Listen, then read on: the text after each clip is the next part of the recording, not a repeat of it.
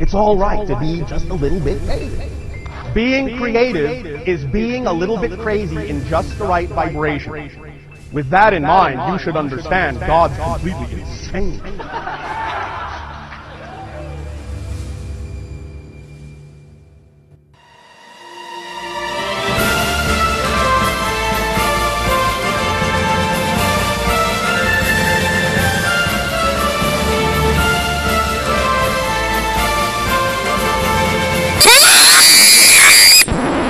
What we're talking about here.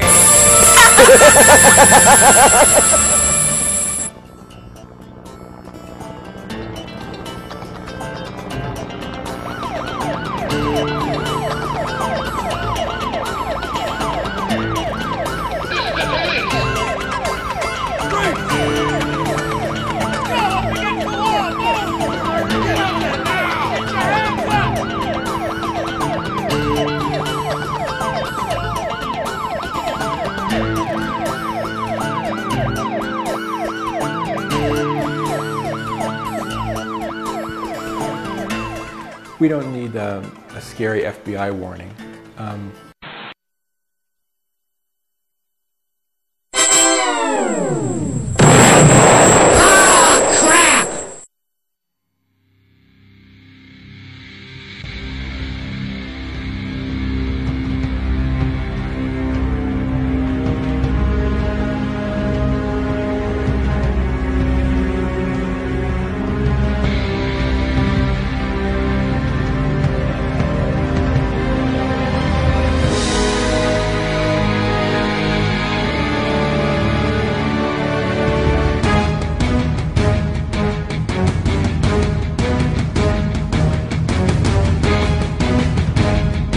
Fucking shadow.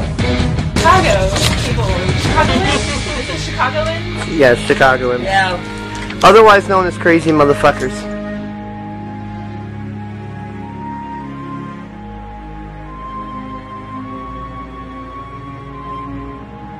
This is an educational comedy. Serious points are being made in a politically incorrect way. So, don't take the points so seriously that it hinders your ability to lighten up and laugh, nor is it suggested that you're laughing so much that you completely miss the serious points.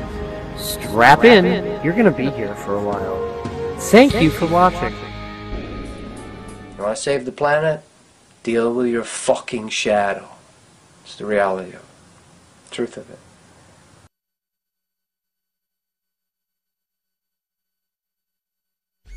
The way that you do that is through integration. What is integration? Integration is releasing judgment of polarity. That you're not judging in any way, shape, or form. You are seeing all things as being equal. And with the mind, it was set up and generated, created, to keep you from remembering that you were a multidimensional being. Because what happened as you started the dissension process is that you remembered that you were multidimensional and kept pulling yourself out of the game. So you created these programs that kept you attached to a polarity. It kept you attached to the negative, to the positive. You created these judgments and beliefs that are illusions. Now, you are never separate from your higher self. You just partition off part of yourself and say, I'm now this personality. You're not separate from Source, you're not separate from your higher self, and you're removing these partitions. You are whole and complete as you are. And now you're just erasing the distortions.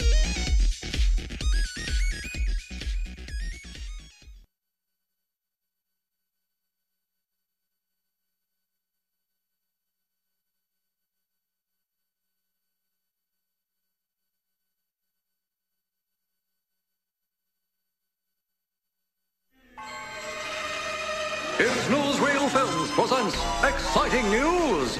Is the divorce over? Are spirit and science tying the knot once more?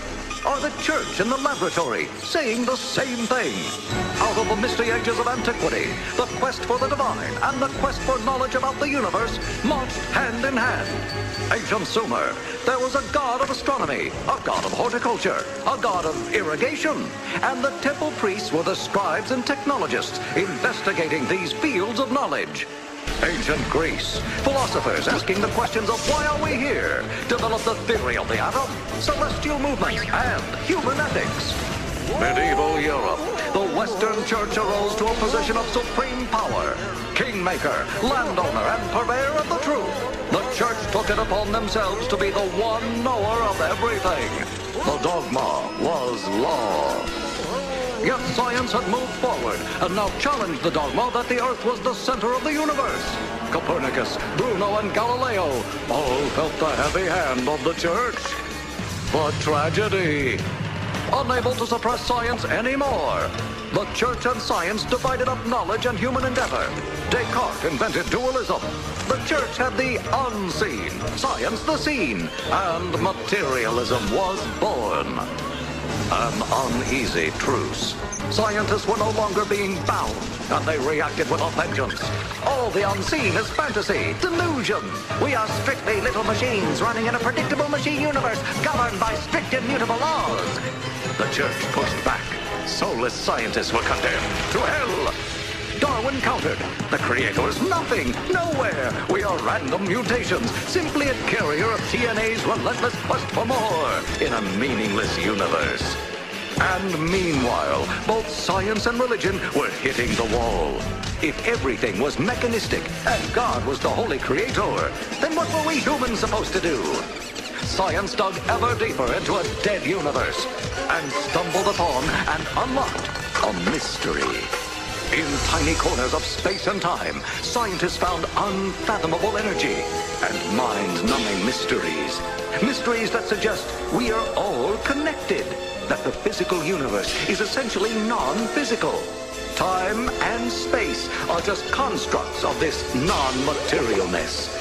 And today, renegade scientists are meeting with religious leaders. Conferences pushing forward a meeting of science and spirit are springing up. As the 20th century blew open the doors of a mechanistic view, will the 21st century blow down the iron wall between the church and laboratory? This is your Is News Real reporter, signing off.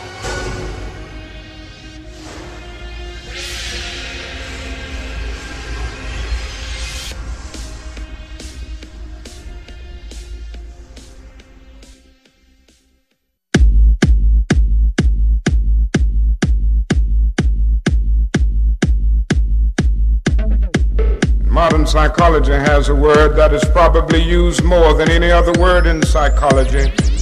It is the word maladjusted.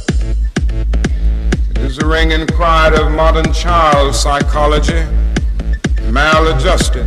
Now, of course, we all want to live the well-adjusted life in order to avoid neurotic and schizophrenic personalities. But as I move toward my conclusion, I would like to say to you today, in a very honest manner, that there are some things in our society and some things in our world for which I'm proud to be maladjusted. And I call upon all men of goodwill to be maladjusted to these things until the good society is realized. I must honestly say to you that I never intend to adjust myself to racial segregation and discrimination. I never intend to adjust myself to religious bigotry. I never intend to adjust myself to economic conditions that will take necessities from the many to give luxuries to the few, leave millions of God's children smothering in an airtight cage.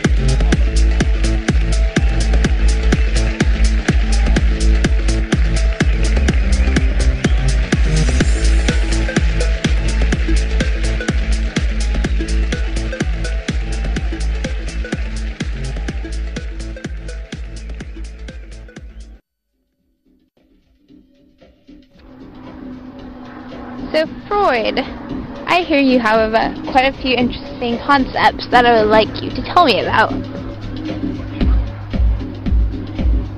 Well, where do we begin?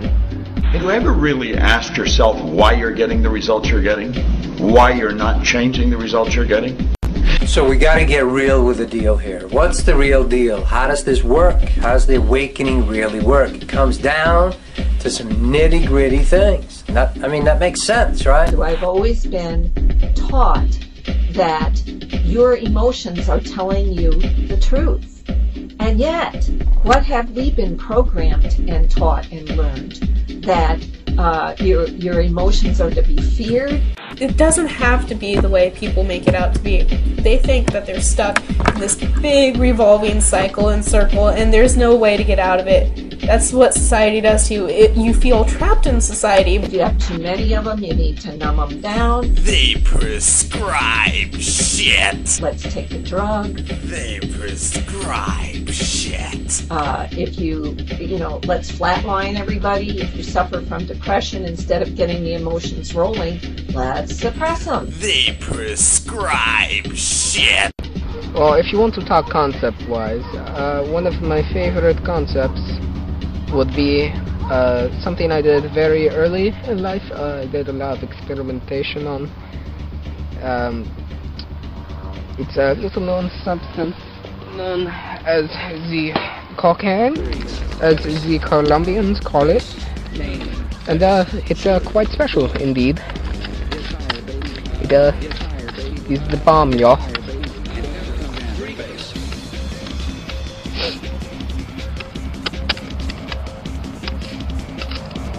Save it for later. And you see how the white person takes cocaine is they cut it up into the little line, and then they press on one nostril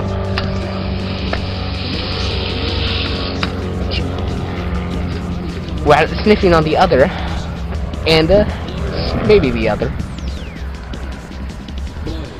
And I'll save the rest.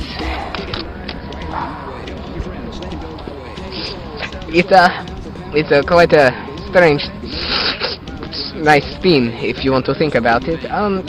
Yeah.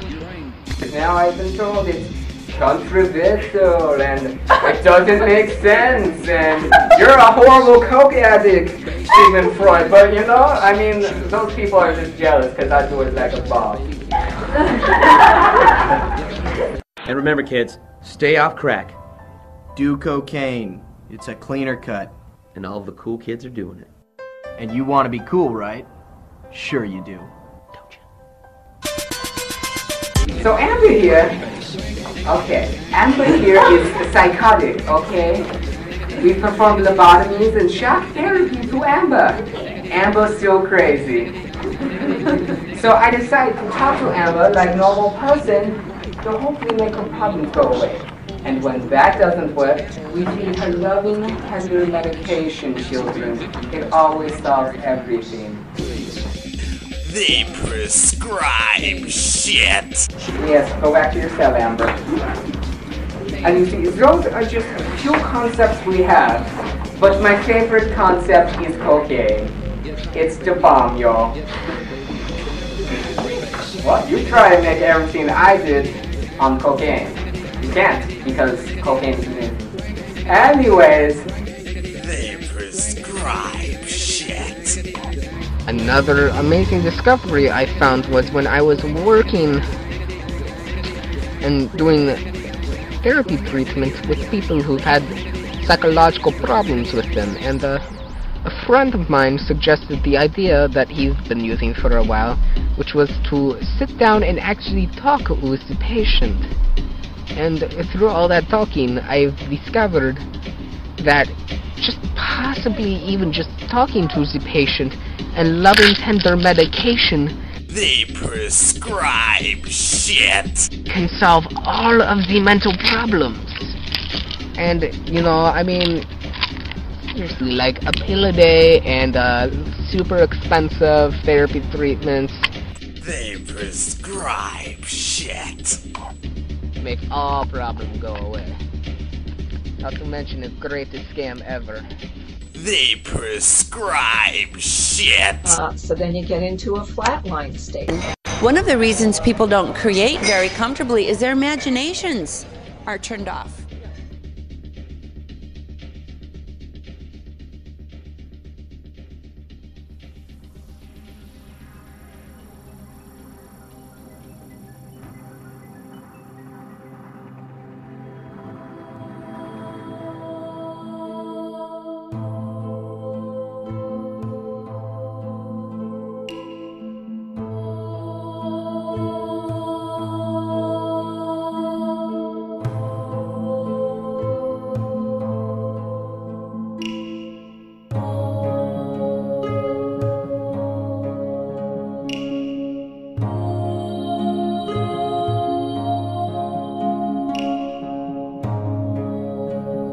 The oneness of our original awareness state is evident when a baby is born. The baby recognizes nothing of its surroundings. As far as a baby is concerned, everything is still oneness.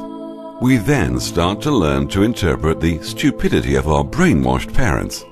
We then learn a number and language system and become indoctrinated in the seductions of our other senses, and so the reality we call life starts to take shape. We then store a memory bank full of events to recall.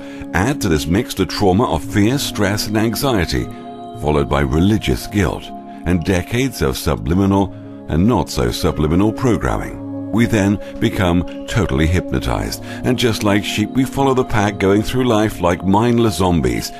We accept this version of reality, a version we never questioned or chose, but deep inside we know something's not right. We're too gutless to speak out, afraid of being ridiculed by everyone around us, not to mention the constant media bombardment that has brainwashed us and molded our attitudes about everything, until we accept these viewpoints almost without question. But now the time has come, the time to question our true reality. So, get ready. Everything that you think has been real and true will fade away. Get ready to move away from the trance state and reconnect to our original awareness and wisdom state. The freedom and liberty of eternal paradise is ours. It's called residual self-image. It is the mental projection of your digital self. This isn't real. What is real? How do you define real? If you're talking about what you can feel, what you can smell, what you can taste and see, then real is simply electrical signals interpreted by your brain. Our brains take information in and sometimes give it form. It's not that the picture is out there, it's that we're getting data that we're turning into a picture according to our own belief systems and our own unconscious belief systems as well. We know what is going on is that light comes in through the eyes, hits the back of the retina, triggers electrochemical impulses which travel down nerve fibers to the back of the brain, where the brain very cleverly, in about 1/10 of a second, puts it all together and says, this is what it looks like out there. Well, you're creating your own reality tunnel. That doesn't mean you're creating reality. Out of reality, whatever that is, out of the infinite flux of energy, you're creating your own reality tunnel, and most people aren't aware of it. Most people aren't aware of it. All matter is merely energy condensed to a slow vibration. That we are all one consciousness experiencing itself subjectively. There is no such thing as death. Life is only a dream, and we are the imagination of ourselves. The human hologram. Humanity itself is an illusory form. The human hologram is made up of the same atoms. When viewed under a microscope, you'll see a mass of energy vibrating.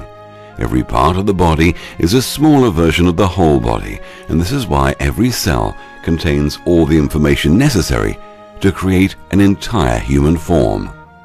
Everything we think we see in the three-dimensional realm are simply light particles, energy atoms swirling around at an incredible speed. There is virtually nothing physical in an atom.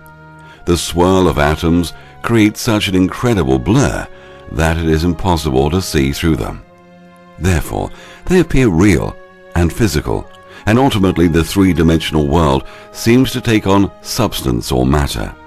If, however, they were forced to slow down and eventually stop, you would see right through them and into the eternal state, and who we really are would be evident. Now, before we go any further, one of the most important symbols to know and remember is this symbol. Now, don't get bogged down at the mythological reference given. This symbolizes the 3 levels of consciousness, or the 3 main levels of the illusion. This is like a formula for looking at everything in this 3-dimensional universe. There are also sub-levels within these 3 levels themselves. This concept must be understood To comprehend this occult knowledge and understand this documentary as it is explained on different levels of the illusion, sometimes away from mainstream. The reason we need this formula is because we cannot see everything with our limited 5 senses. Even with complex technology, this is still limited. Once again, we view this technology with the same limited senses. Another reason is that we've been disconnected from other realms of reality and cannot see the other frequencies or realms. For example, the human body on one level of the illusion is flesh, blood and bones. Yet on another level, the body is a waveform made from light and chakra points and has waves of auras emanating throughout the body. Another deeper look at the body, which is made up of light atoms, the electrons spinning around quickly to give the illusion of solidarity form.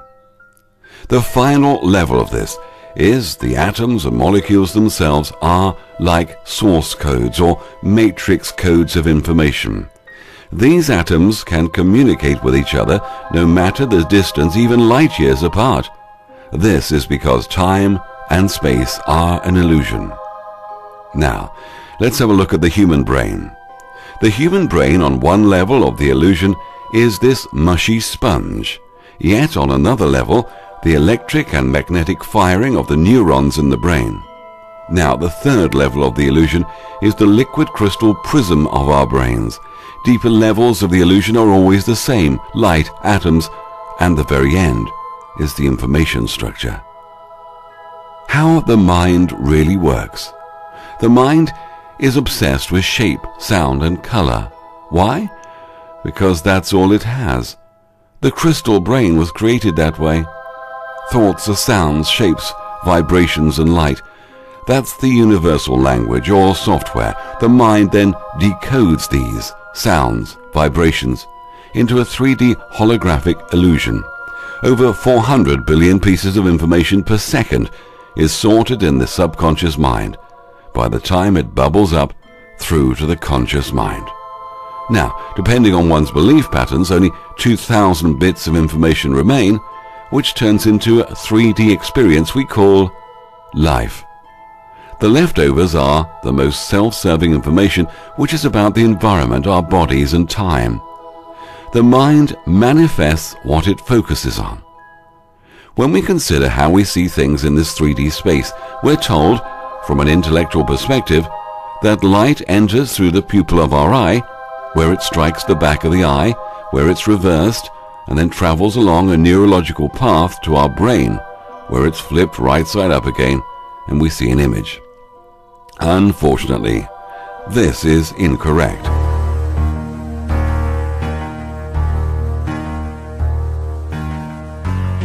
Man is conditioned right from the beginning of his life that the world he lives in has an absolute material reality.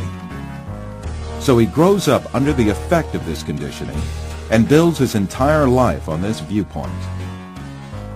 The findings of modern science, however, have revealed a completely different and significant reality than what is presumed.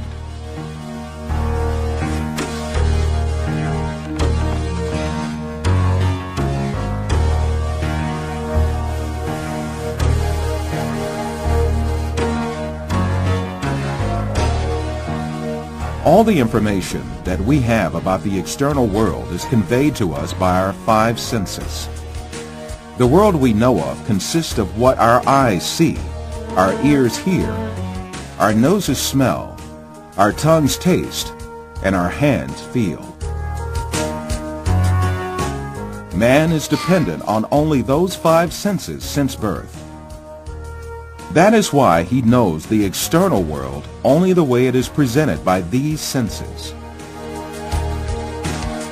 Yet, scientific research carried out on our senses has revealed very different facts about what we call external world.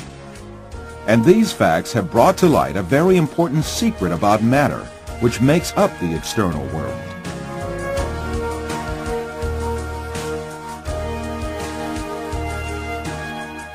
Contemporary thinker Frederick Bester explains the point that science has reached on this subject.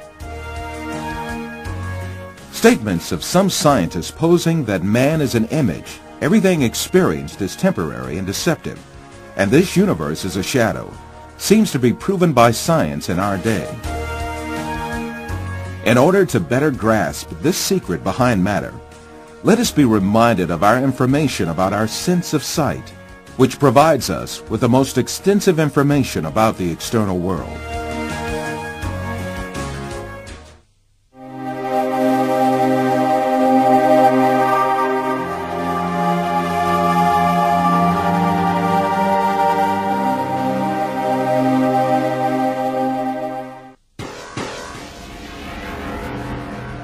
The act of seeing is realized progressively. At the instance of seeing, light clusters called photons travel from the object to the eye and pass through the eye lens, where they are refracted and focus on the retina at the back of the eye. Here, rays are turned into electrical signals and then transmitted by neurons to the center of vision at the back of the brain.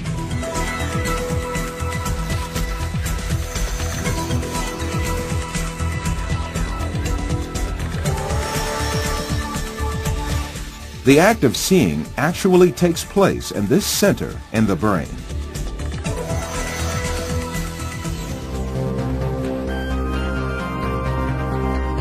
All the images we view in our lives and all the events we experience are actually experienced in this tiny and dark place. Both the film you are now watching and the boundless landscape you see when you gaze at the horizon actually fit into this place of a few cubic centimeters.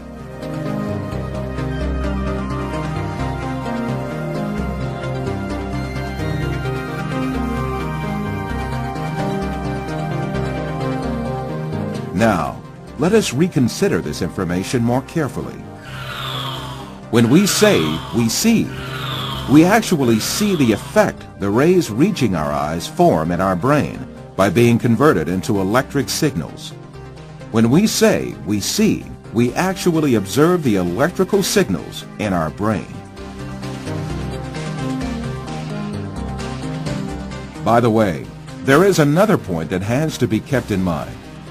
The brain is sealed to light, and its interior is absolutely dark.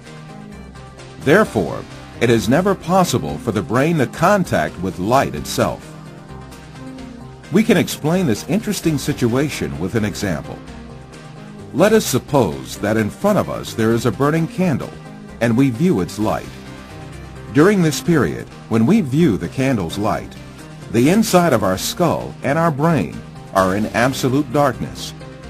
The light of the candle never illuminates our brain and our center of vision. However, we watch a colorful and bright world inside our dark brain.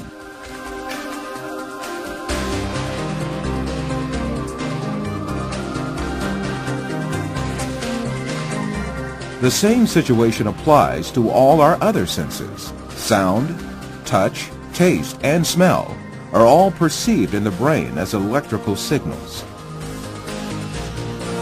Therefore, our brains throughout our lives do not confront the original of the matter existing outside us, but rather an electrical copy of it formed inside our brain. It is at this point that we are misled by assuming these copies are instances of real matter outside us.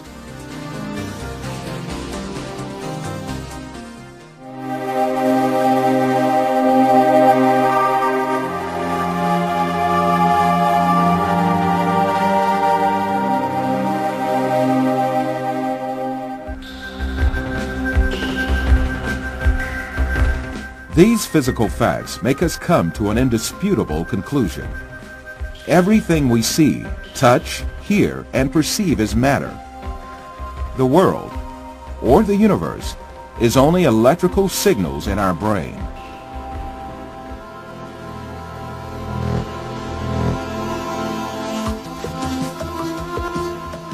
For instance, we see a bird in the external world. In reality, this bird is not in the external world, but in our brain. The light particles reflecting from the bird reach our eye, and there they are converted into electrical signals. These signals are transmitted by neurons to the center of vision in the brain. The bird we see is, in fact, the electric signals in our brain. If the sight nerves traveling to the brain were disconnected, the image of the bird would suddenly disappear. In the same manner, the bird sounds we hear are also in our brain.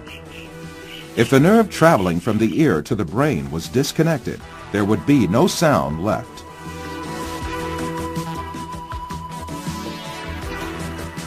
Put simply, the bird, the shape of which we see, and the sound of which we hear, is nothing but the brain's interpretation of electrical signals.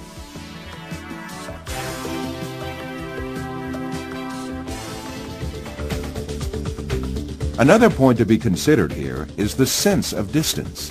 For example, the distance between you and this screen is nothing but a feeling of space formed in your brain.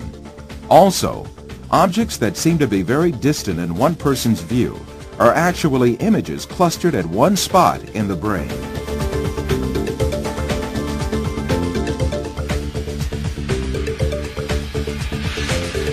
For instance, someone who watches the stars in the sky assumes that they are millions of light years away from him.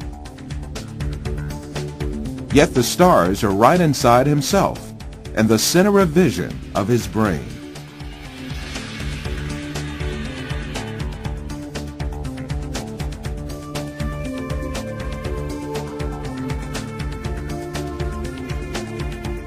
While you watch this film, you are in truth not inside the room you assume yourself to be in. On the contrary, the room is inside you. Your seeing your body makes you think that you are inside of it. However, you must remember that your body too is an image formed inside your brain. So far, we have been speaking repeatedly of an external world and a world of perceptions formed in our brain, the latter of which is what we see. However, since we can never actually reach the external world, how can we be sure that such a world really exists? Definitely we cannot. The only reality we cope with is the world of perceptions we live within our minds.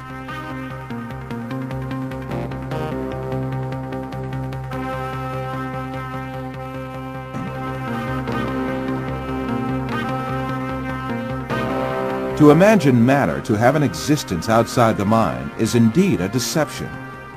The perceptions we observe may well be coming from an artificial source. It is possible to see this in the mind's eye by an example.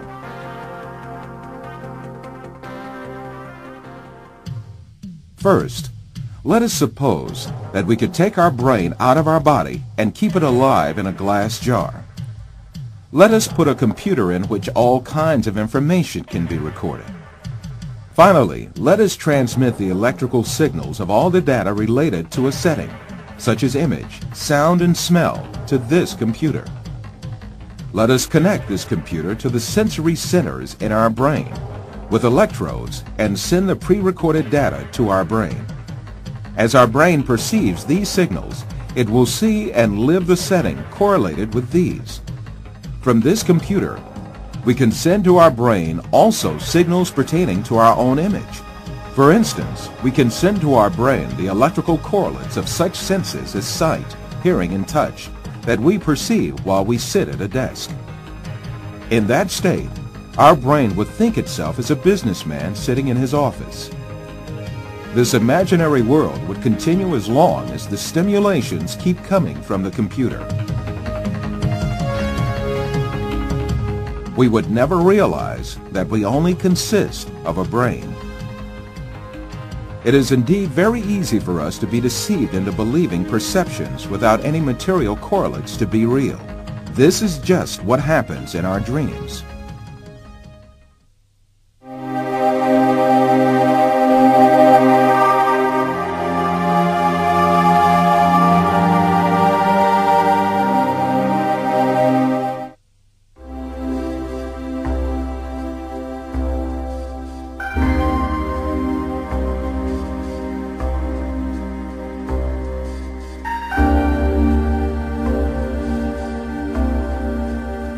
For you, reality is all that can be touched with the hand and seen with the eye. In your dreams, you can also touch with your hand and see with your eye. But in reality, you have neither hand nor eye, nor is there anything that can be touched or seen. Taking what you perceive in your dream to be material realities, you are simply deceived.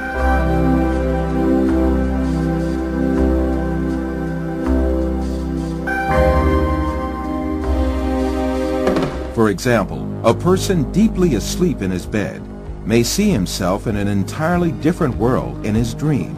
He may dream that he is a pilot and command a giant airplane, and even spend a great effort to command the plane.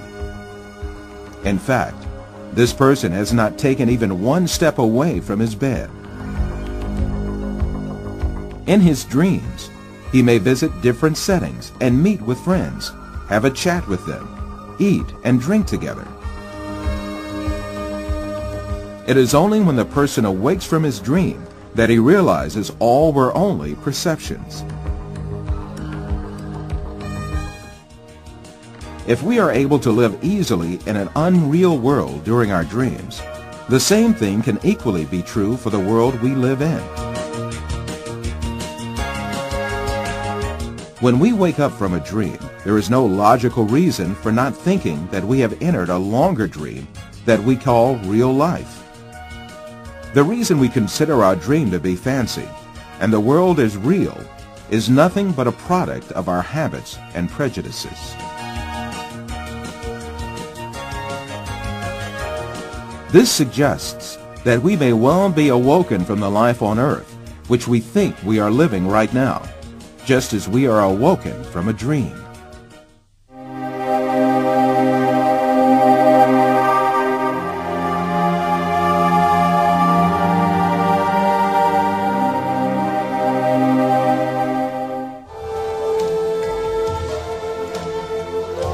After all these physical facts arises the question of primary importance. If all physical events that we know are intrinsically perceptions, what about our brain? Since our brain is a matter just like our arms, legs, or any other object, it also must be a perception just like all other objects. An example will illuminate the subject further. Let us think that we extend the nerves reaching our brain and put it outside our head, where we can see it with our eyes. In this case, we would be able to see also our brain and touch it with our fingers. This way, we can understand that our brain is also nothing but a perception formed by the senses of vision and touch. Then, what is the will that sees, hears, and perceives all other senses if it is not the brain? Who is it that sees, hears, touches, and perceives the taste and smell? Who is this being that thinks, reasons, has feelings, and moreover that says, I am me? One of the important thinkers of our age, Karl Popper, also poses the same question. Since the Greeks, philosophers have been thinking about the ghost in the machine, the small man within the small man, etc. Where is I, the person who uses his brain? Who is it that realizes the act of knowing? As St. Francis of Assisi said, what we search for is the one that sees.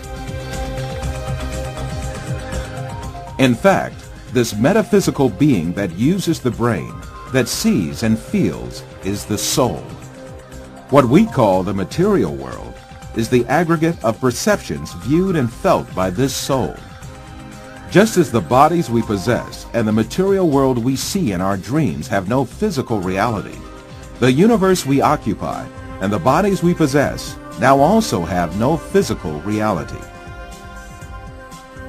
The real absolute being is the soul.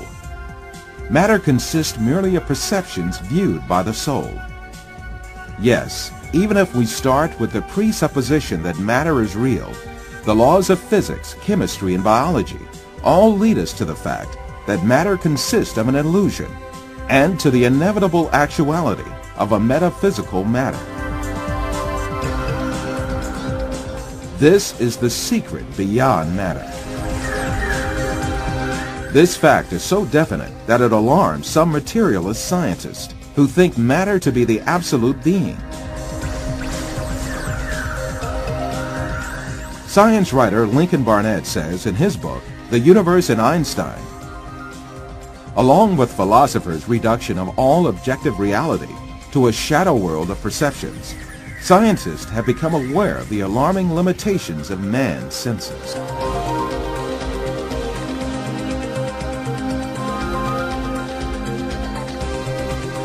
All these facts bring us face to face with a very significant question.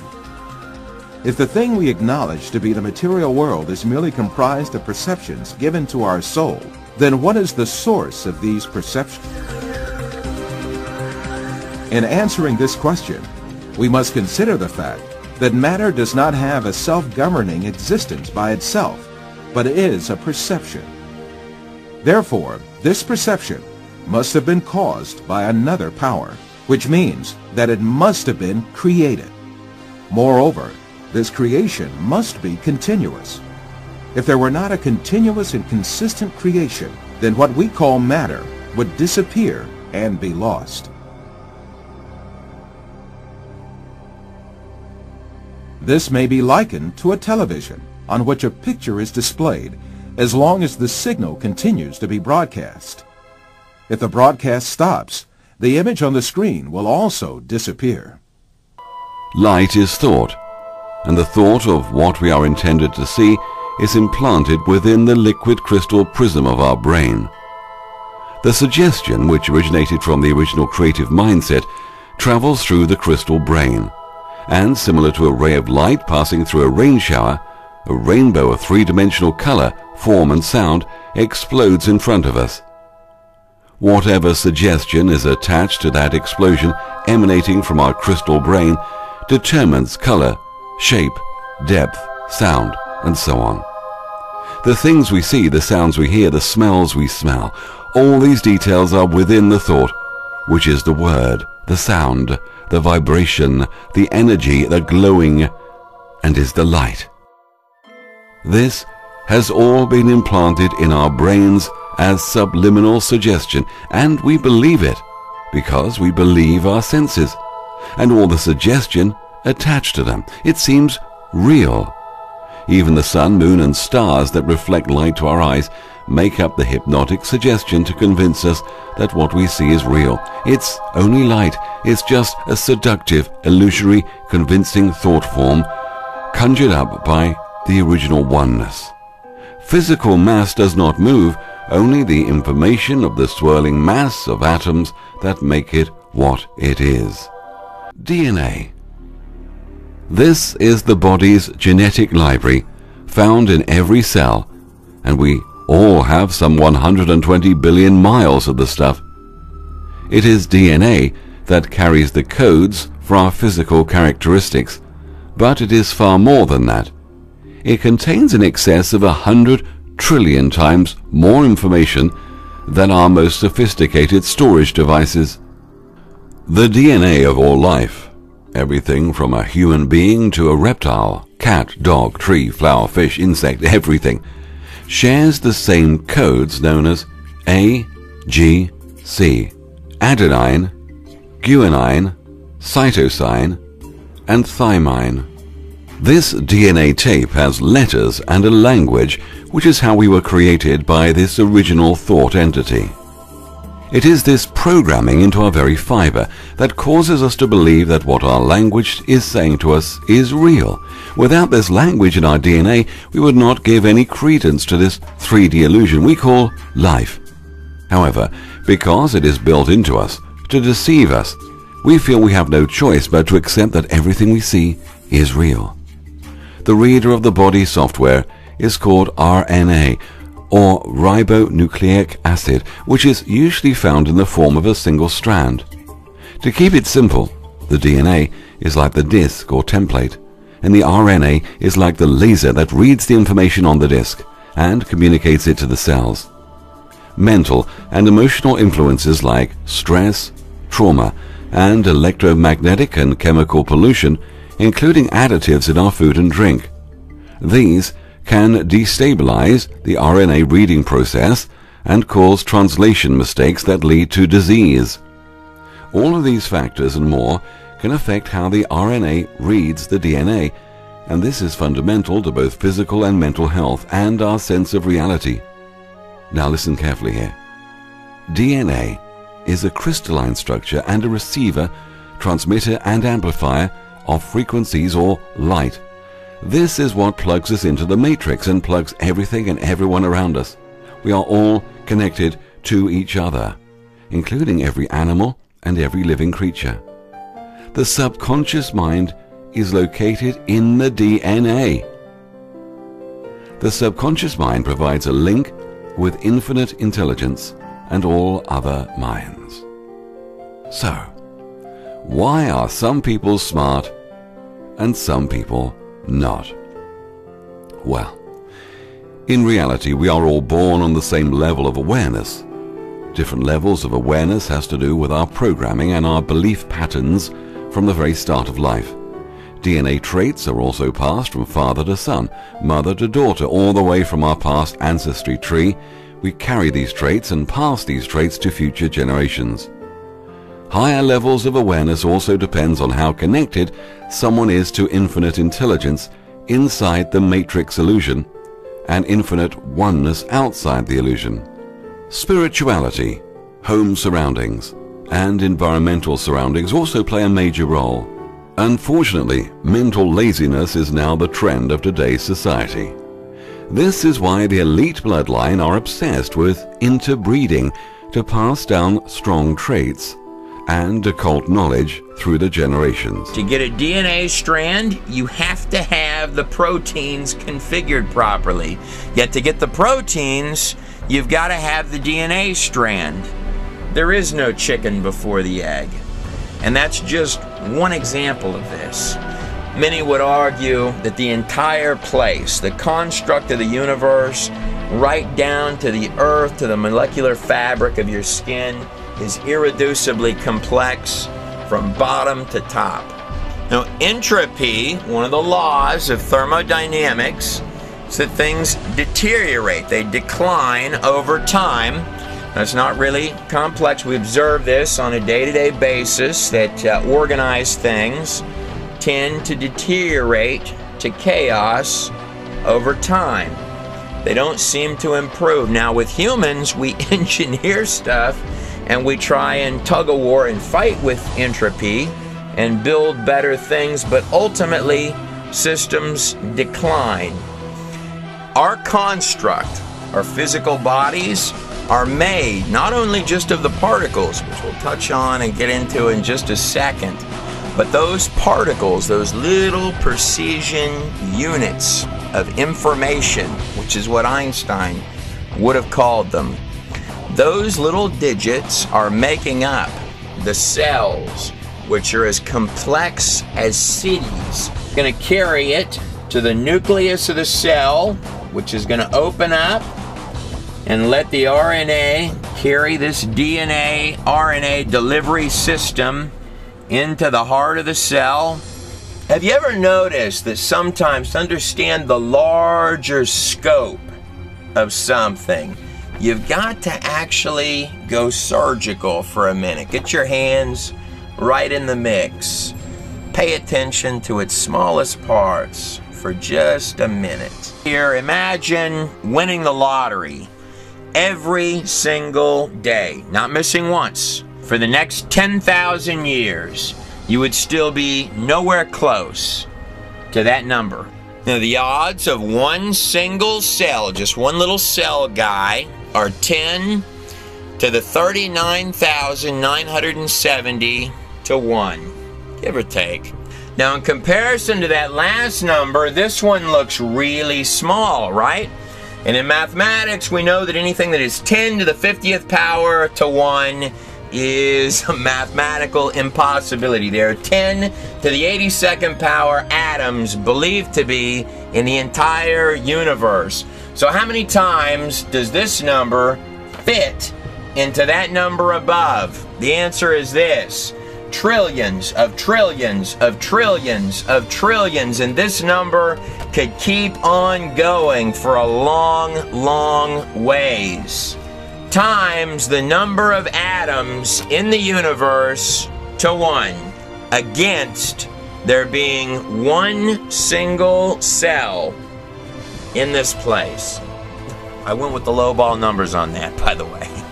Now, the inside of a cell is a living, breathing, high-performance, no-nonsense, no-joke factory. So here's my DNA strand inside the heart of the cell, and these little machine guys come through here in a process called transcription.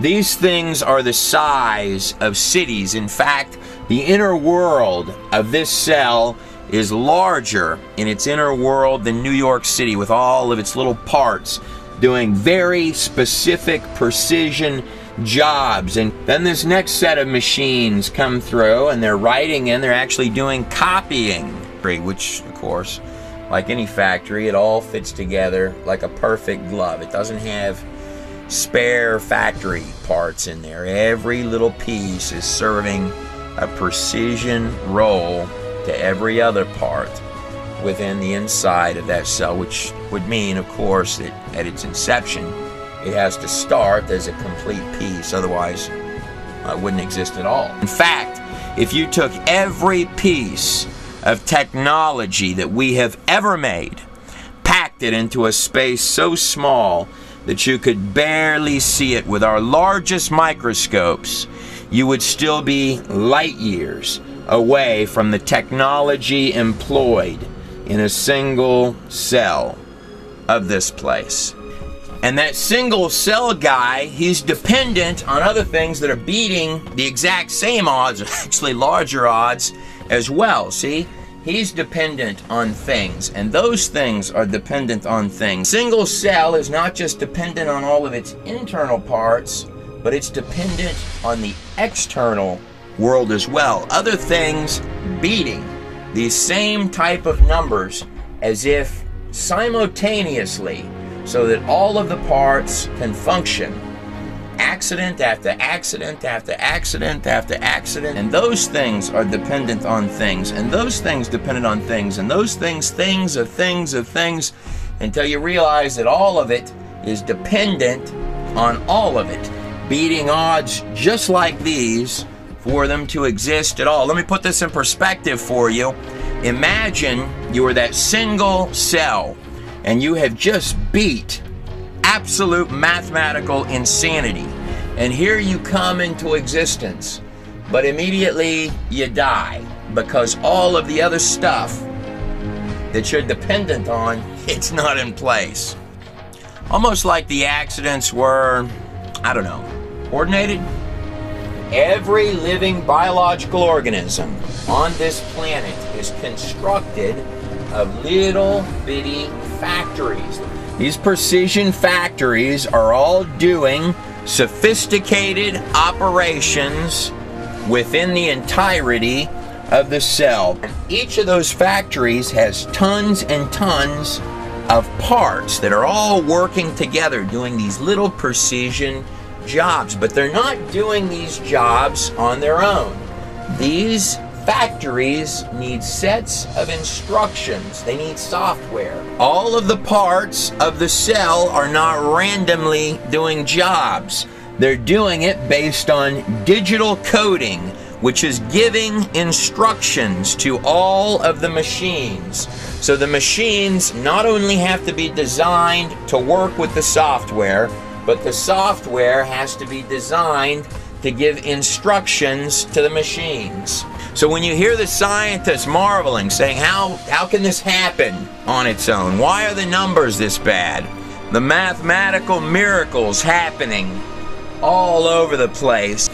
That's why the numbers are that bad. At some point on the timeline, order does have to occur because we're here, right?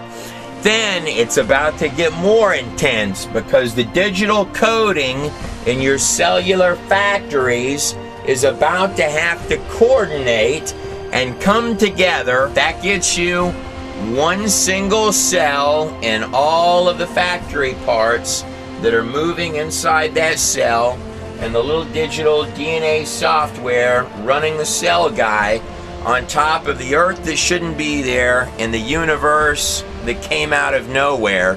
But this right here is the point where the accidents have to go sheer precision.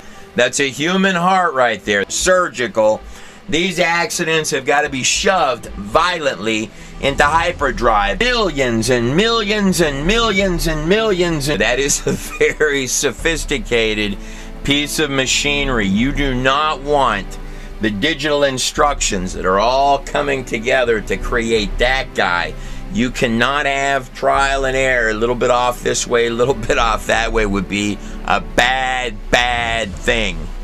Have got to come together and coordinate of digital code all funneled into a pure live feed. Now all of the digital mastery has got to come together as one complete, creating everything from the bones being written in to the muscles to the air is where the rabbit hole goes really deep.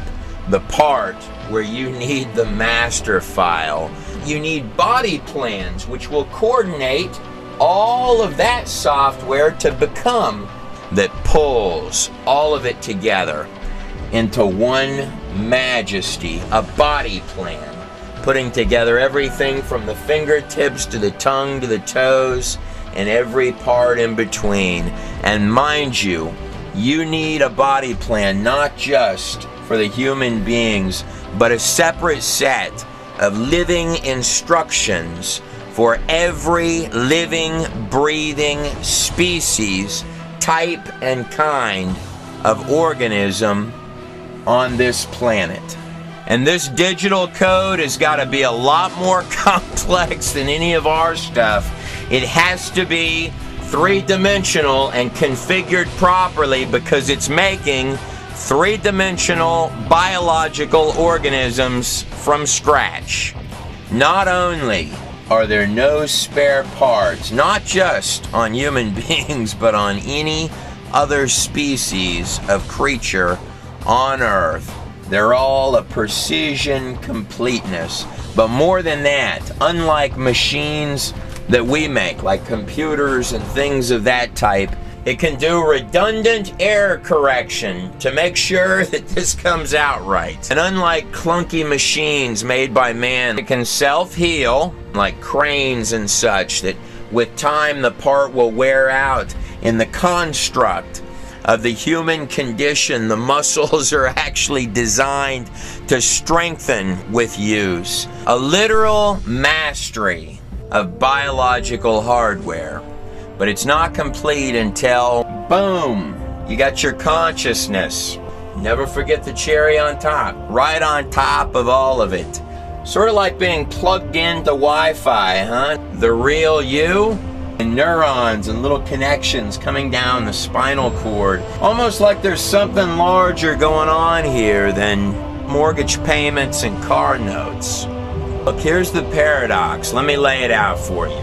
You can see the hyper-intensified order all inside, every little detail of the place, but you cannot see the source from which that order comes, even if it's dimensionally layered right on top of it. We'll get to that. The very spot within the life sciences where the matrix of all the little bitty fabric of machines and cells and parts that have come together to make the beautiful construction of these biological machines within the matrix of this place gets smack dab hit with the neurosciences. There is no point within those two sciences alone where you're going to run into the metaphysical, the dimensional, and the spiritual faster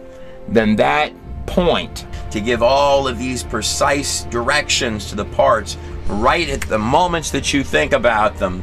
be some kind of a point of translation. There's got to be a little bit more going on in there than just little electrical connections. In both the Greek and Hebrew texts, it refers to the human body as a temple that are zipping this way and that, not in any random fashion, mind you. The ghost and the machine, the actual intangible conscious being that makes up what you call you, operating through a physical apparatus of the human body.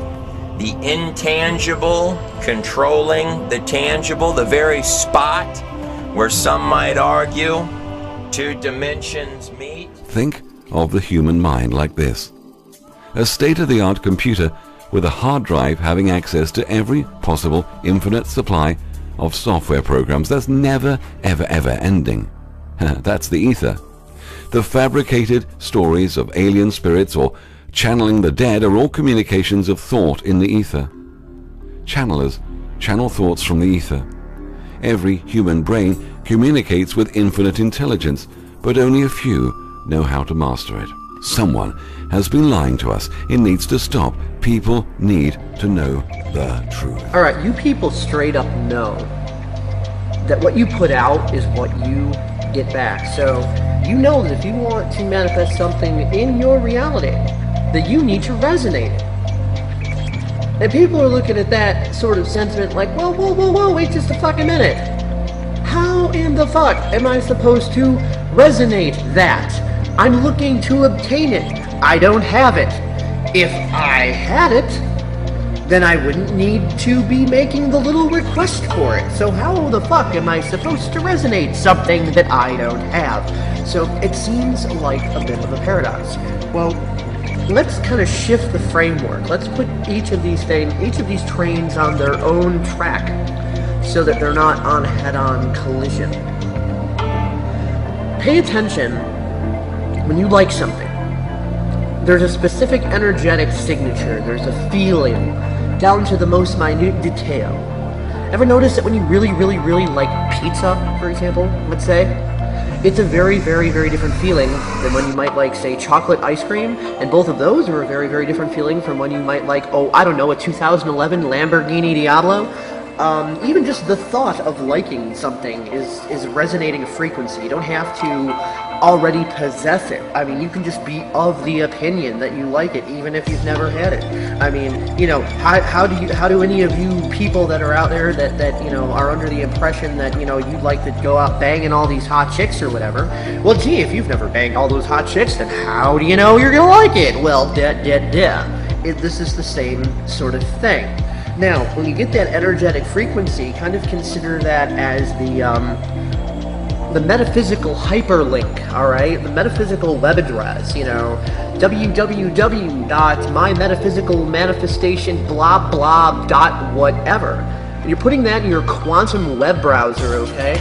So when you're resonating, what you want to attract to you, what you're doing is you're sending a content request to the server. You know, metaphorically. You're sending a content request to the server. And when you match, you know, you want to go and type yahoo.com, right? Well, if you type yahoo.com instead of com, you make a typo, just that one little slight thing out of alignment, you're going to get error 404, page not found, or whatever. It's not going to go to where you're looking for. Well, if you got the slightest little frequency off kilter, you're not going to manifest what you're looking for. It works just like the freaking internet. So pay attention. Make sure you've got the metaphysical web address right. Pay attention to how you're feeling. That's the web address, the energetic signature.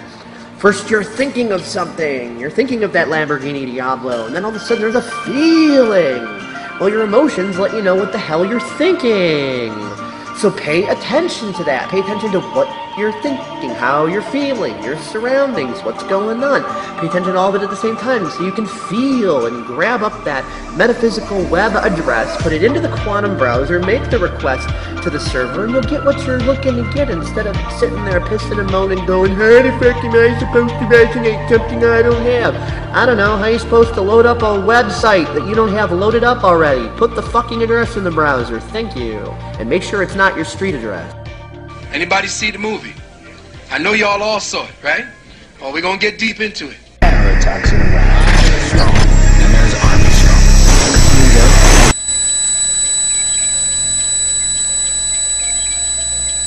Modern psychology has a word that is probably used more than any other word in psychology. It is the word maladjusted. Maladjusted. I would like to say to you today that there are some things in our society and some things in our world for which I'm proud to be maladjusted. Y'all don't go sit in front of the movies just to be entertained, do you? Y'all take notes at the movies? I see them in the movies with a clipboard. Now, if y'all ain't going into the movies with clipboards or with tapes so that you could be making notes to yourself, then you are being entrained. You're being entrained to feel good about what's going on the screen. You are one of Big Brother's best kept secrets. I know you're out there. I can feel you now. I know that you're afraid. You're afraid of us. You're afraid of change. I don't know the future. I didn't come here to tell you how this is going to end. I came here to tell you how it's going to begin. I'm going to hang up this phone, and then I'm going to show these people what you don't want them to see. I'm going to show them a world without you. A world without rules and controls, without borders or boundaries. A world where anything is possible. There's two different types of mind control. Where we go from there is a choice I leave to you. The first kind of mind control gets real deep. This is why your metaphysical antennas got to be up at full tilt while I'm talking. Tonight's talk is consciousness, creativity, and the brain. And if you have a golf ball-sized consciousness, when you read a book, you'll have a golf ball-sized understanding. When you look out, a golf ball-sized awareness. And when you wake up in the morning, a golf ball-sized wakefulness. But if you could expand that consciousness, then you read the book, more understanding. You look out, more awareness. And when you wake up, more wakefulness. It's consciousness. And there's an ocean of pure, vibrant consciousness inside each one of us. And it's right at the source and base of mind, right at the source of thought. All right, not too many of y'all into that deep metaphysics. Now, metaphysics is going to have to be the quote-unquote religion of tomorrow. If it isn't, you're fucked. Totally and absolutely. That is a massive fucking mystery. And there's only a few different ways to really crack below the surface of that mystery. You know, going crazy or losing their minds on. You're not going to go crazy. You're going to go fucking insane. Alright? All that stuff is going to remove your ego and it's going to explain to you what the world is really all about. Well, you know, it's an altogether new thing.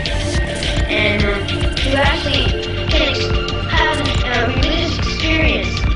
And it can be even more important than reading the Bible 6 times or becoming a pope or something like that. In the past 100 years, as these super technologies have been developed in the West, the smashing of atoms, the invention of radio, television, computers, immunology, so forth and so on, data has been arriving about the practices of Aboriginal cultures all over the planet. That they dissolve ordinary realities, ordinary cultural values. Cultural operating system is wiped clean. It's just arrived. And we can change it anytime we want. It's only a choice. No effort, no work, no job, no savings of money. A choice right now between fear and love. If you don't understand metaphysical principles, forget going to school, forget going to work. Well, go to work. Just be blissful, and when time comes when to throw the dirt on you, then, you know, just cash in. But if you are about evolving, It is time you open up that metaphysical grave that had been dug for you, the part of you, the spark that lays buried. Beyond what government institutions tell us, beyond the mainstream, there lies an abundance of knowledge that seeks to gain an understanding of this reality that we are all part of. That is what's going to open you up. That's what's going to give you the ability to escape. The book it is written, the kingdom of God is within man, not one man nor a group of men, but in all men, in you, the people, have the power. And you represent our species, and the greatest good you can do is to bring back a new idea, because our world is endangered by the absence of good ideas. Our world is in crisis because of the absence of consciousness. You can be in the world and use the things of the world, but you should not be attached to those things, that's all. It's just using them as tools. Also the ego and the senses. The ego is the cement that holds the 5 elements in the whole creation together. Without ego, cosmic ego, there would be no creation at all. All of these things are tools for the soul to come into this world and experience the things of the world and find fulfillment and completion. Your metaphysical mind. Damn all of what it is they're showing you out here. This is the illusion. And it's also at the source of all matter. There is no matter as such. All matter originates and exists only by virtue of a force which brings the particle of an atom to vibration and holds this most minute solar system of the atom together. We must assume behind this force the existence of a conscious and intelligent mind. This mind is the matrix of all matter. If you saw Matrix, it had told you it's the illusion.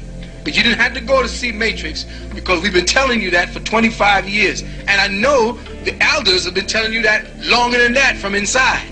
Matter seems like a good place to begin. The solidity of the world seems totally indisputable. As a fixed thing that you can see and touch, your body is also reassuringly solid. But beginning with Einstein, modern physics has assured us that this solidity is a mirage. All of physical matter, everything we have around us, is the result of a frequency. And what that also means is that if you amplify the frequency, the structure of the matter will change. It's as if reality is so connected that when you look at one small part, you can see things about other parts. That the entire whole is contained in the part.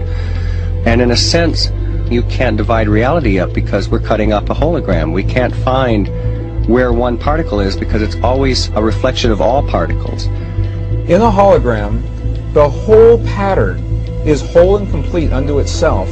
And if you were to take any little portion of this whole out and examine it closely, you will see the entire pattern repeating itself again and again and again. Anywhere in this pattern, if we were to change one little aspect on any one of these little holograms, that change would be reflected throughout the entire system. The concept of substance arose from the philosophy of Aristotle, and from that concept came science's conception of matter. The fact of the matter is that the substance of the universe is consciousness. Belief that the substance of the universe is matter leads to what I call a fear-greed dichotomy, as people in their quiet desperation attempt to accumulate as many material possessions and riches as possible. In fact, the substance of the universe is consciousness. Therefore, it is behavior that is important. If you get into the realms of fear, fear is a very slow, dense, vibrational state. And the more you embody fear, and the whole of this manipulated society is globally is structured to make us fear, to make us have stress, to make us worry about tomorrow, and have guilt about yesterday, and forget about now. It brings us into a slow vibrating dense state. We should be very careful about what we believe about the future, the more you attach to a belief system, the more, if reality is holographic, you're helping create it by believing it. And you know, the great clairvoyant Edgar Cayce said that our every thought, that reality is built out of thought, and our every thought starts to build reality, and we're like, every thought is like a spider, we're like spiders spinning web, and that web starts to build and build. Information is the key, because this matrix, this illusory reality that we think is real, people say to me, what is the matrix? Answer, it's information. Information creates fractals. As information flow increases, the number of fractals, mathematically speaking, increase. This was demonstrated by a mathematician named Theodore Gordon. Fractals are unpredictable functions, so things are becoming more and more unpredictable. When you start getting into fractals and chaos theory, when you look at it in terms of a society, this is where it starts to cross over into the so-called Illuminati or the negative elite, the world leaders, with their philosophy of order out of chaos. There is some truth to that, in the sense that when the system becomes highly destabilized, there will be random shifts that suddenly self-organize into higher complexity. At the subatomic level, reality behaves in accordance with the expectation of the observer or the measurer, the scientist. Why is that remarkable? Because everything in the universe is composed of those subatomic particles. These atoms are particles that are whirling at lightning speeds around huge empty spaces, and the particles aren't material objects. They are fluctuations of energy and information in a huge void of energy and information. What the science now is showing is that when you can change the field that the atom is in, you change the atom. And we're made of those atoms.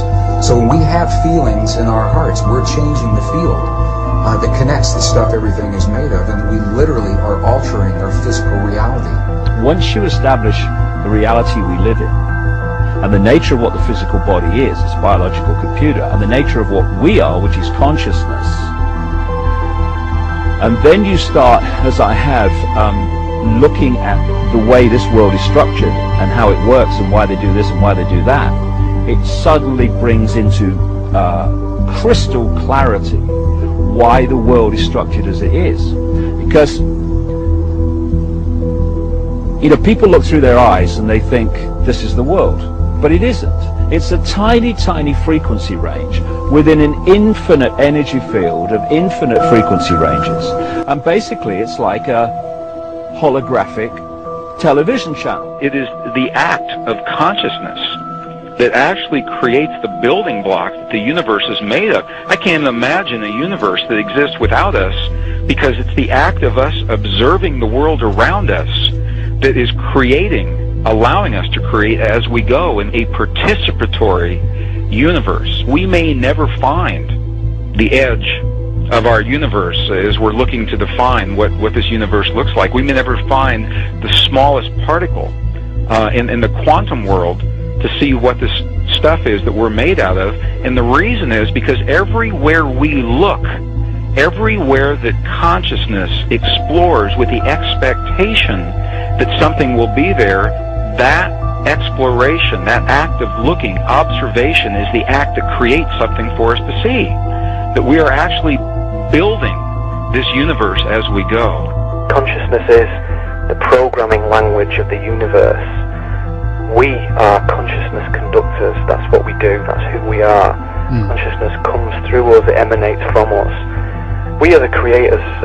We are the ones who are targeted on this planet because we are the ones who transmit the reality just like everybody else does.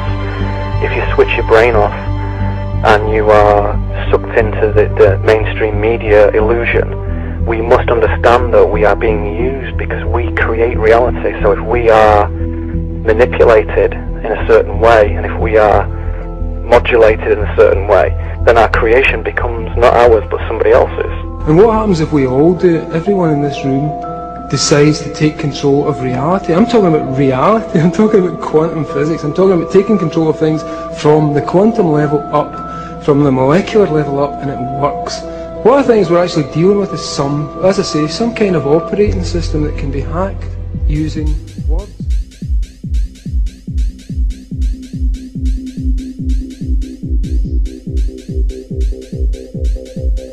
oh gosh, just breaking out of this world, you know, it's just insanity. It's gosh.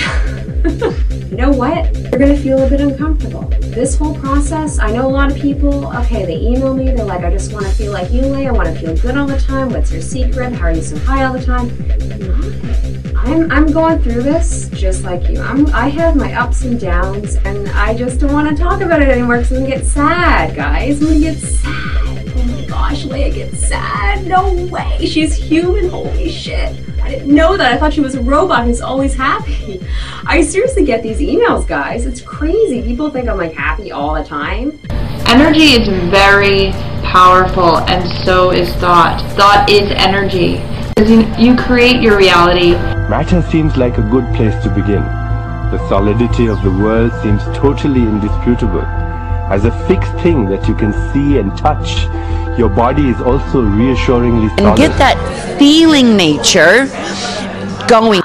Because that's the thing. Who you really are is just whatever you want to be in the moment. Whatever is natural in that moment, really.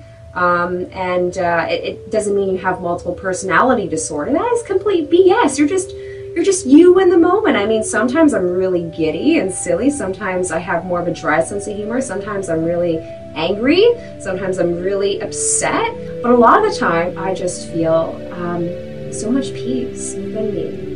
These days, what I've really just seen, gosh, how important it is to connect with like-minded people. It's like the fire in the fireplace. If you're trying to create from your head and there's no fire in your fireplace, in your feeling center, you're not going to succeed. I'll have the calamari. Well, I guess I'll have the insensitive bitch with a side of you. But beginning with Einstein, modern physics has assured us that this solidity is a mirage. All of physical matter, everything we have around us, is the result of a frequency. And what that also means is that if you amplify the frequency, the structure of the matter will change. Energy is very powerful, and so is thought. Thought is energy. You create your reality. Or too much other people's imagination and messages through publicity. So Justin Bieber, what do you think about me, Freud? And we're bombarded by that, so we're dreaming somebody else's dream. Nightmare. Someone else's nightmare. So it's empty. And you know, the media, everything, everywhere you look, pharmaceuticals, the media, the news, even a lot of stuff on the internet. They prescribe shit. All aimed at being fearful of your emotions. I know, I'm totally, you know what, it's fucking awesome, people. Seriously, because I am at a point where I am just so me. Like, I am so okay with me. I'm actually at a point where I don't even care what people, you know, want to call me. People who want to say, oh, Leigh, oh, you're no longer spiritual because I heard you say the word fuck in one of your videos. Oh my God. Or Leigh, after, it's so funny when people kind of just want to project and label me and put me in a little box. And I'm at a point where that stuff doesn't really bug me anymore. And that says a lot. Wow, that's so cool. I know who I am. I am 32 flavors and then some. I seriously, if I went to the doctors, if I went, you know, to get a diagnosis, they would probably diagnose me with schizophrenia. They would probably diagnose me with bipolar because my mood is all over the place. Of course. We are shedding so much. I am just shedding so many layers of my ego right now. I'm doing this because this is supposed to be an onion. If you didn't know, I wish I could somehow put an onion there. Yes, we're shedding layers right now, and there's a lot of emotional stuff that goes with it. And there's a lot of emotions that are being released. There's a lot of, pain and sadness, but it's all good. It's just a part of this process that we're going through, just being me. And it's so fucking liberating being you. It seriously is. How misleading they are, how you get stuck in them, how you can, all kinds of stuff like this, be afraid to feel them. Like you're giving yourself an opportunity to decide whether you really do want the circumstances to change by first presenting yourself very often with the same set of circumstances to see if you respond differently to them, making a clear commitment that you have, in fact, vibrationally changed your state of being. Gain the support of your subconscious mind. You create your reality. At the subatomic level, reality behaves in accordance with the expectation of the observer or the measurer, the scientist. Why is that remarkable? Because everything in the universe is composed of those subatomic particles. These atoms are particles that are whirling at lightning speeds around huge empty spaces. And the particles aren't material objects. They are fluctuations of energy and information in a huge void of energy and information. What the science now is showing is that when you can change the field that the atom is in, you change the atom. We're made of those atoms. So when we have feelings in our hearts, we're changing the field that connects the stuff everything is made of, and we literally are altering our physical reality. Once you establish the reality we live in, and the nature of what the physical body is, it's a biological computer, and the nature of what we are, which is consciousness, and then you start, as I have, looking at the way this world is structured and how it works and why they do this and why they do that, it suddenly brings into crystal clarity why the world is structured as it is. Because, you know, people look through their eyes and they think this is the world, but it isn't. It's a tiny, tiny frequency range within an infinite energy field of infinite frequency ranges. And basically it's like a holographic television I channel. met a hippie on the bus, on the airplane. Really? Who went to Berkeley in the 1960s. Oh, cool. He's really cool. I'm done with trying to fit everyone else's standards and acceptance, and We don't do it. It don't fucking happen. You create your reality. We don't face our shadow side. It don't fucking happen. That's why I'm just all a bit like, gosh, let's just let go of the labels. Can we just be free to be ourselves? Okay, that's what I'm doing. I'm just being me. And you can take it or leave it. You can seriously take it or leave it. Because you know what? I don't want people in my life who don't like me, who don't love and accept me for who I am. I don't want those people in my life. You know, I wish them well. I wish them no harm. But I don't need them in my life. That's why it's just so important to be you, because it's going to make it really obvious which people are there to love and support you, which people are not there to love and support you. The ones that are not there to love and support you and respect you, you want them in your life. You know, you want, just wish them well, send them love. You don't want them in your life, you know? Being you is just, it's so freeing, just being who you are. And when you are who you are, whatever that is, and it's constantly changing and evolving, you know what happens? Life is just so much easier. Life is just so much more enjoyable. You begin to attract all of these amazing people.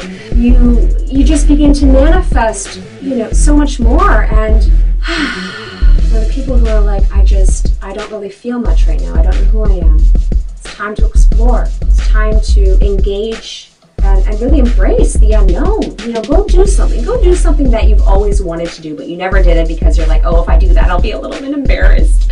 What will people think? Well, what will people think? Who gives a shit, really? You know, because doing that simple act of something that makes you uncomfortable, stepping outside of your comfort zone, you're going to feel something. And even if you feel a little bit uncomfortable, you're probably going to feel a bit more empowered because you did something that, you know, you thought you could never do, but you did it. You're going to feel a sense of accomplishment. Your confidence is going to go up. Your vibration is going to go up.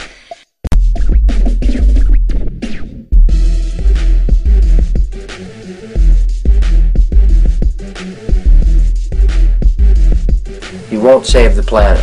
You'll be like the cat lady with 75 cats. I try to save everyone. And it creates this horrible stench, dysfunctional place. That's what we're doing. even when everyone else is so resistant to just being in the flow of life in general. All the false religions, including New Age garbage, that is not wanting to address the dark stuff inside each individual. Clean up your own backyard. Think about it. Religion has actually convinced people that there's an invisible man living in the sky who watches everything you do, every minute of every day. And the invisible man has a special list of 10 things he does not want you to do. And if you do any of these 10 things, he has a special place full of fire and smoke and burning and torture and anguish where he will send you to live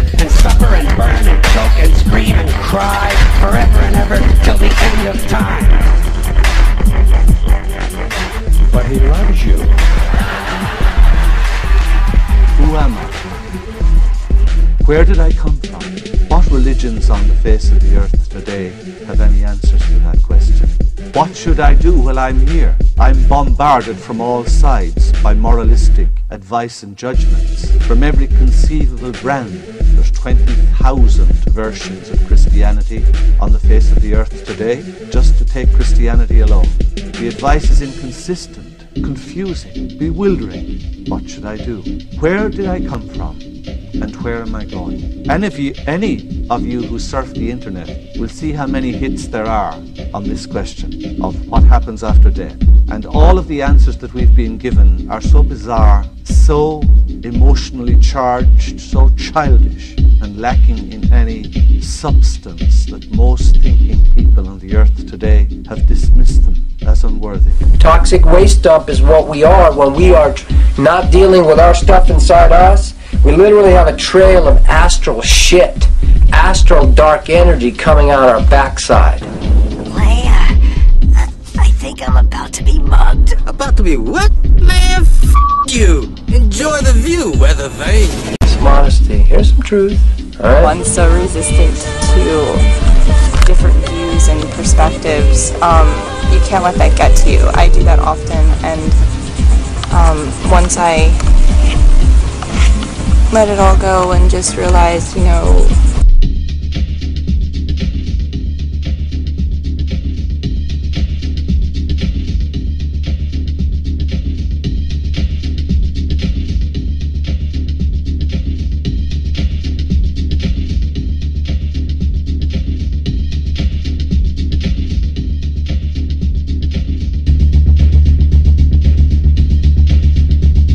live your truth, do what you gotta do. Jerry and Esther and friends were just on a cruise ship that went through the Panama Canal. And the water level was 84 feet difference. Men who are at a different vibrational place than they really want to be would like to just jump. And it was an interesting thought to think about that big cruise ship just leaping into the higher water. Not a practical thought at all. Not possible. So instead, the boat sailed into a channel which was blocked off, and once it got in, then water was added to it. And then the locks were opened and the boat just moved into the next lock. And then more water was added, and then the boat just moved into the next lock. And it was not fast, but it was sure, and it was efficient, it was effective. You are really not wanting the quantum leap that you think you're wanting. You're really not wanting these huge vibrational jumps. What you're wanting is the ease and flow. And this is the thing that we want you to understand. If you've been moving incrementally through these locks, how much difference do you think that ship felt by the time the water level was equal and the gates opened? It didn't feel anything. Moving into the next water level, it was just ease into the next level of the water. If you will cool your jets just a little bit and knock off the impatience that you have with yourself, and you will just pay attention to how you're feeling with this interest in increasing your improvement in the way you feel, what you'll begin to notice is that you will be able to incrementally recognize what you are doing, and that's when deliberate creating really gets fun. Nature operates under precise and immutable laws as the law of gravity.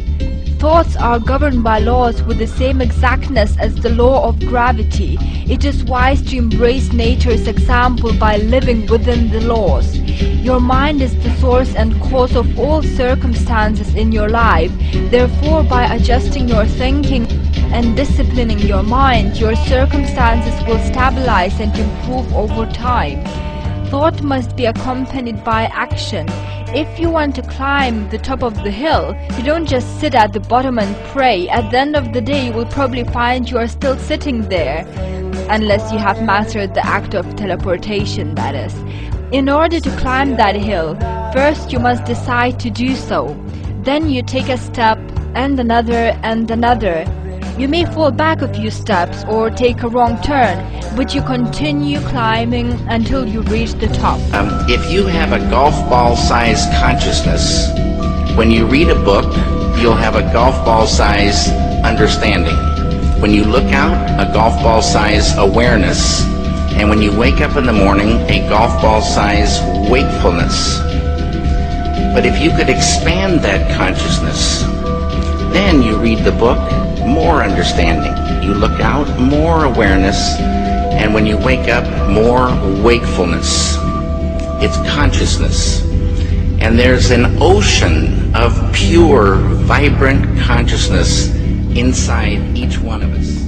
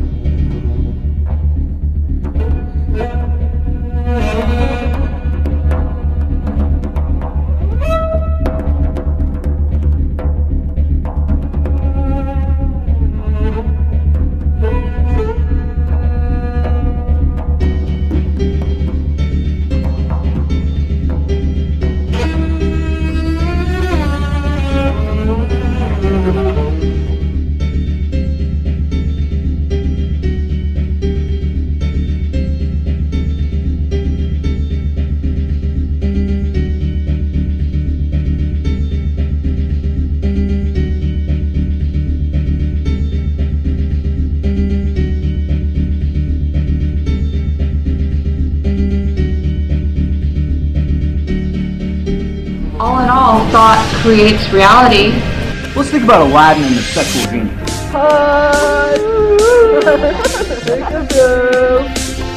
Okay, let's not. That's a little creepy. Bring everything up to the surface so it's all transparent, so you can clearly see exactly what everyone believes, positive and negative, and make a determination for yourself what you want to choose. I'm not talking to you about wishful thinking or imaginary.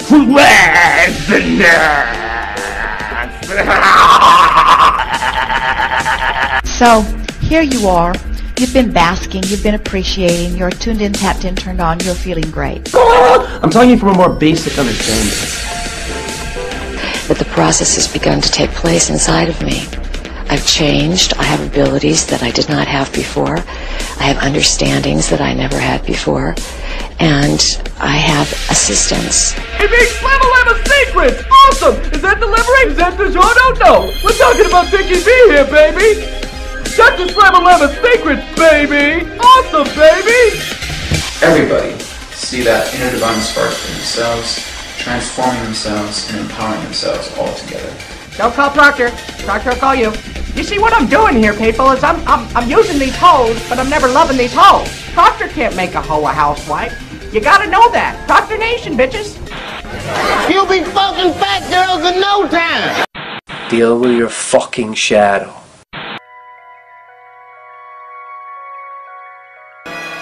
You're frightened. Good. I can feel the terror growing, making me stronger and stronger. I'm scared. Good. More fear. It's nourishing me, making me stronger each minute. Who are you? That's for me to know and you to find out. You talk like a child. I am. But I'm growing. I'm getting bigger and bigger. What kind of a game is this? That's it. You guessed it. A game. Don't you like games? Too bad. Because there's more to come. The best part. You'll see. You'll see.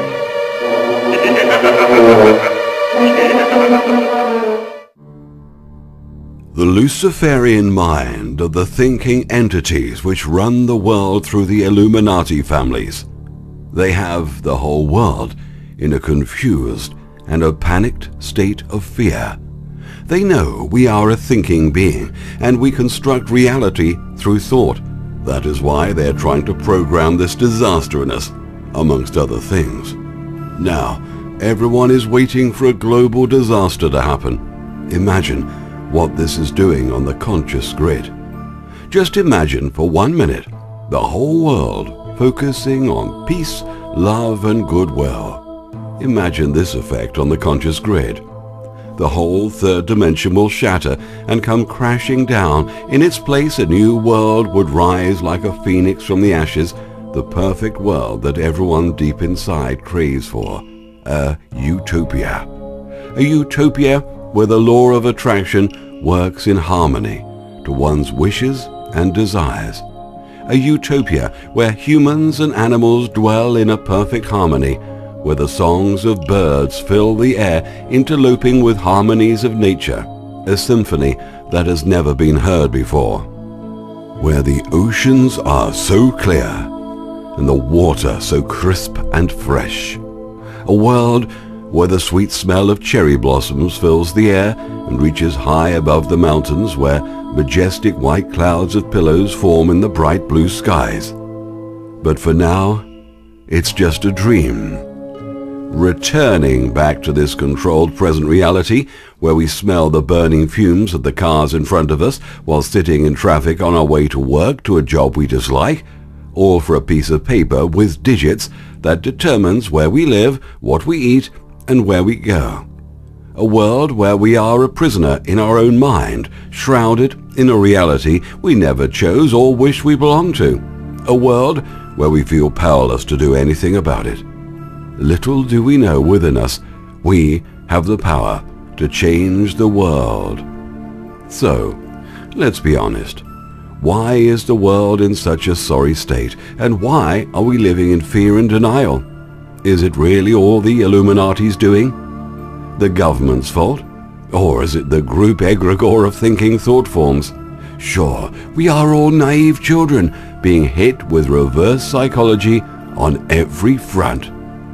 But remember this, the egregore group of thinking entities cannot manifest in physical form or can force you to do what they want. They can't. All they can do is send the thoughts to you. Oh, there is that word again, called free will. In this duality, free will and choice leading to the cause and effect, and all the way to the butterfly effect. Go and look in the mirror, and you'll find the answer to why the world is in such a sorry state of affairs. You are the co-creator of this world, but you're just a drop in the vast ocean of thoughts that created what we see today. We co-create with the universal mind or the mainframe computer. No, it's not my fault. I didn't create this. You don't know what you're talking about. Denial. Really? Are you not the arse that parks his car in the middle of a two-spot lane? Not the arse at works that likes to cause grief to everyone? Are you not the arse working as a doctor, knowingly administering poison to your patients? Are you not the arse that owns a franchise, knowing that your food is deadly to human race, but you prefer the profits before morals? Are you not the arse expecting those big bribes in a position of power that the good people entrusted you with? Are you not the high-level banker, the stockbroker, the scammer, the drug dealer, the worker sitting behind the drones, killing innocent children? The list is endless. You can loop a 24-hour video on this. But you get the message. To change the world, we must first change ourselves from deep within. David Icke's classic line, brushing the mirror and expecting change. Remember, when you blame others, you give up your power to change. To make changes happen fast is impossible. Just look around at the sleepwalking zombies that's keeping the grid busy with no purpose. So, what we need to do is start the change on an individual level to affect our DNA energy code, which is the subconscious mind. Secondly, and most importantly, is to affect the pineal gland into opening up the frequencies and make the all-seeing eye operational. Curiosity is a must. The right foods are just as important, but just as equally important is knowledge. Knowledge is power, but knowledge is useless when you can't absorb it or understand it properly. Remember this guy? If you have a golf ball-sized consciousness, when you read a book, you'll have a golf ball-sized understanding. When you look out, a golf ball size awareness, and when you wake up in the morning, a golf ball size wakefulness. But if you could expand that consciousness, then you read the book, more understanding. You look out, more awareness, and when you wake up, more wakefulness. It's consciousness. What he's not telling you, however, is about the DNA energy code, which is the subconscious mind affecting consciousness. There are over 400 billion pieces of information per second that's sorted in the subconscious mind by the time it bubbles up through to the conscious mind. Now, depending on one's belief patterns, only 2,000 bits of information remain. Belief patterns affect the remaining bits of information that we perceive in the conscious mind. Remember, quantum physics has also shown us that the person preforming an experiment influences the outcome. In other words, consciousness can change the outcome of an experiment depending on one's belief patterns. Belief patterns are the hardest to change because of the corrupt brainwashing we receive from our parenting and schooling and the lies from the media. Let's start with the hardest that's been hardwired to our brain by our brainwashed parents and the deceptive system. The God program. Religion is only a primitive concoction by man to command, suppress, and exploit others, to which only spiritually weak life forms succumb. Being this truth to light throughout the world and make it known to the people. If this does not happen, mankind will slowly destroy itself and fall into complete spiritual darkness. The time of truth has come. The liars, the builders of churches, temples and cathedrals in order to deceive humankind.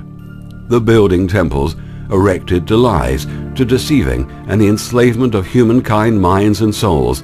Those existing ancient and beautiful temples and cathedrals, which are called by many the house of God, which are spread all around the planet, are in reality and in truth temples and cathedrals erected with innocent human blood. The time of truth has come to all of you.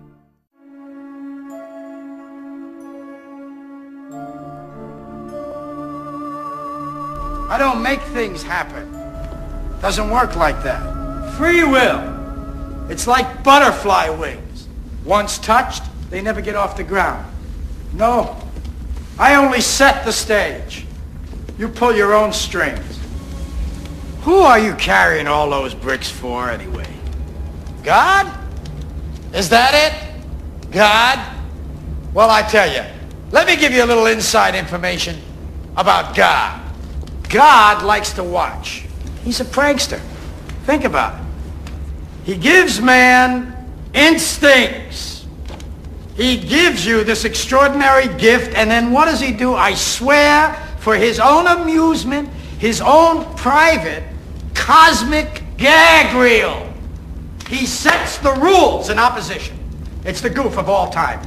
Look, but don't touch. Touch, but don't taste. Taste, don't swallow. And while you're jumping from one foot to the next, what is he doing? He's laughing his sick fucking ass off. He's a tight ass. He's a sadist. He's an absentee landlord. Worship that? Never.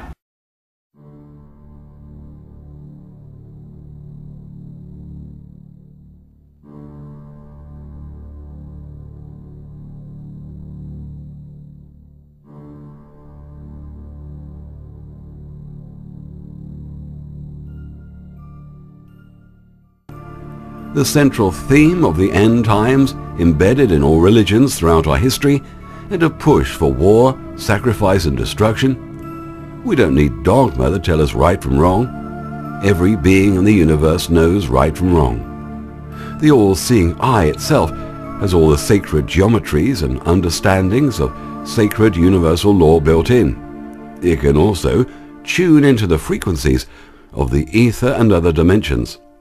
Once this gland starts to work properly, it'll do things you can't even begin to imagine. Just asking or thinking the right questions, all the answers will come to you from all directions. You can do anything you think about. Creativity will come alive by focusing on any subject you like. There are endless levels of awareness. The power you will wield is like magic. You become very powerful, like a human dynamo. The higher levels of secret societies will teach you this once you reach a certain degree of frequency adjustments. This is the so-called Luciferian energies they talk about. Also, keep in mind with the endless trolls on the net who set up websites using Christianity as a front and use the God-program psychology against you to discredit the truth hidden in the mystery schools. In George Lucas's occult classic Star Wars, talking about the Force and the positive and negative energies, this is because, once again, we live in a dualistic universe. Nothing comes easy or overnight to awaken this gland, remembering there are many levels of awareness. The bloodline cabal took 5,000 years to get to the power of control that they have today. Like slow chess players, the cabal only started accelerating in the past 1,000 years, and now it's become so obvious that the grand plan is hard to hide. The most important top of the list things you must do is stop watching TV and listening to the radio. It's so destructive in ways you couldn't even believe to imagine. It also entertains at a kindergarten level. It's disgraceful. The general population can't see that because they're in a hypnotic trance. Today, they're using more elaborate ways to program you and dumb you down, using the negative side of sacred geometry against you on TV. Even at work, whilst waiting for a lift to your floors, they're programming you. Fluoride is a must to stop, as this crystallizes the gland. Try and stop eating meat. You feel great down the track, and this will slowly start starving some of the negative energy thought forms we created and bring harmony to the planet. Stop alcohol. They're all brain scramblers. Stop vaccinations. These are for stupid people only.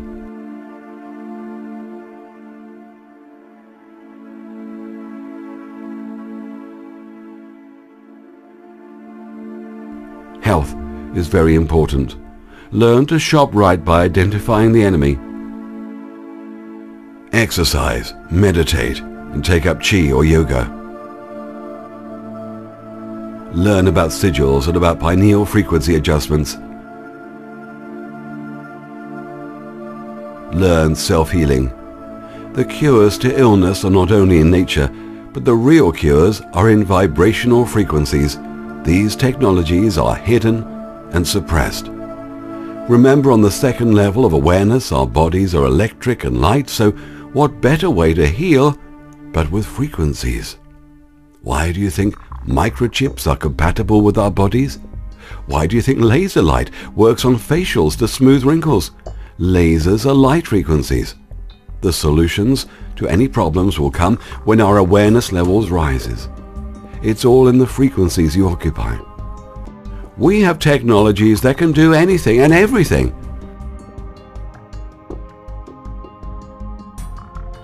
A small box can power a whole city. Cars that run on water.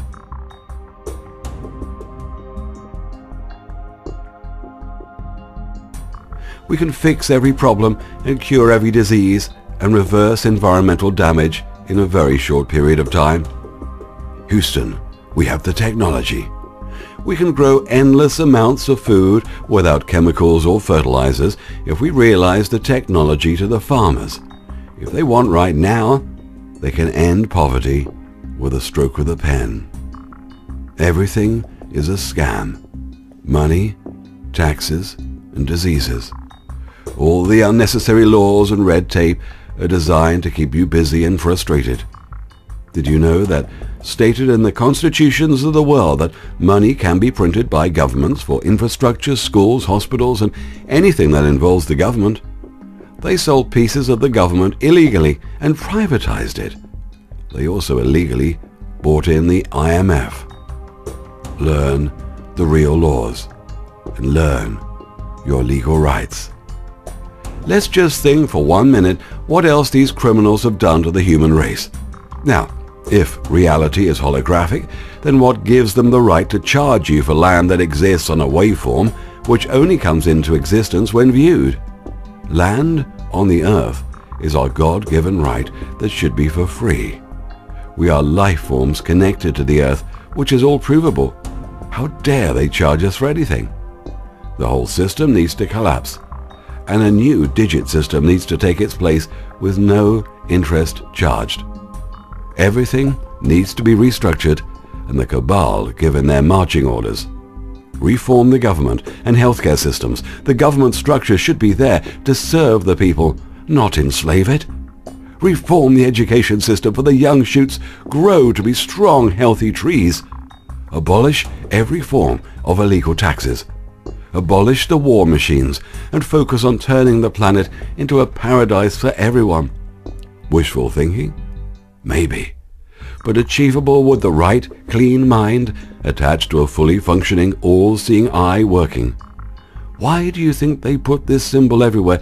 To show you they are controlling you, suppressing you. It's not Illuminati symbolism. None of it is.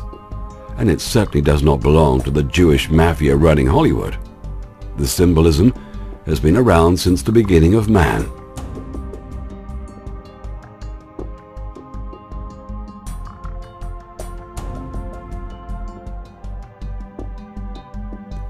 Why so much technology now, and why is it happening so fast?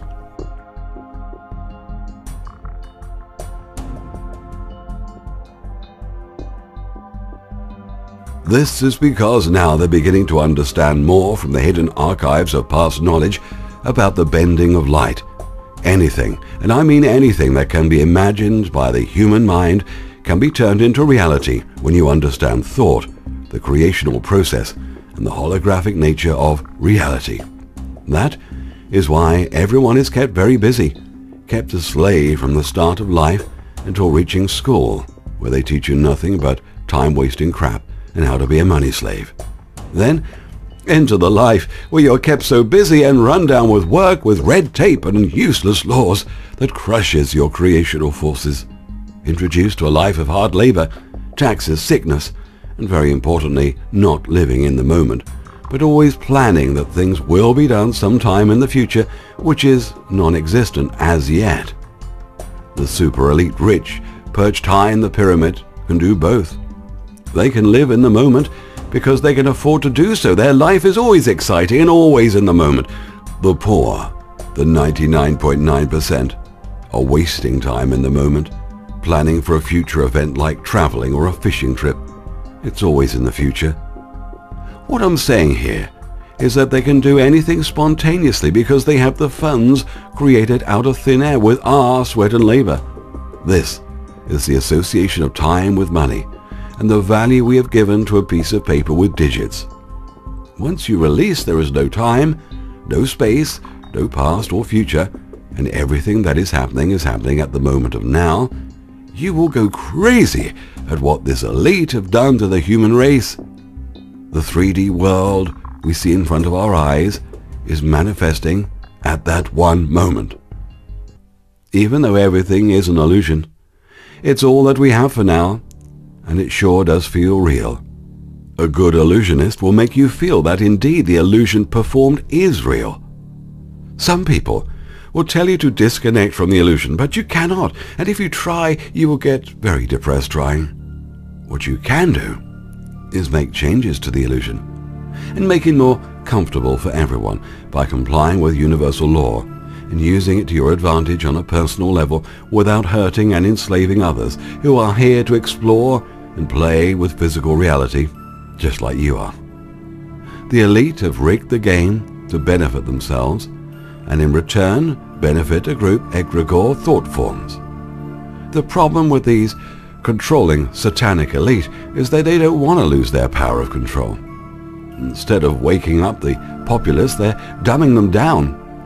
We can all live in harmony together. There is enough space, enough resources, and enough wealth. So why don't they want this harmony? They do it for themselves, with you excluded and the remaining population as their minion slaves. But for this to happen, the total destruction, apocalyptic nature must occur. Whoever survives these destructive cullings will be enslaved. Watch a movie called THX. That is their goal for the human race. They are now sterilizing the males. That is why shares in companies like Genea are skyrocketing. These companies are charging a fortune to help women have children. How thoughtful of them. First they sterilize them, then charge them to conceive. In the future, they want to control all births. No sex or reproduction. It'll all be done in a laboratory. The elite cabal bloodlines running the globe are nothing but a mafia-run organized crime syndicate dressed in monkey suits to give the illusion of power and importance. It's all a charade. They themselves have been manipulated, mind-controlled, and inbred long ago, nurturing the reptilian side of the brain, which now they are deprived of empathy.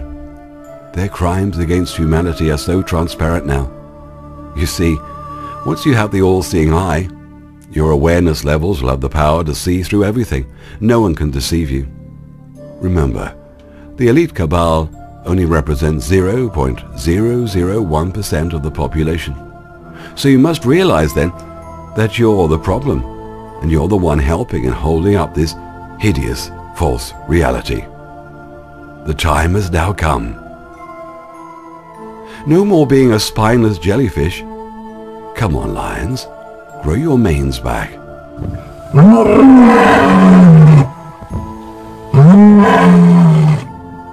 Lionesses, take the lion side. No more division.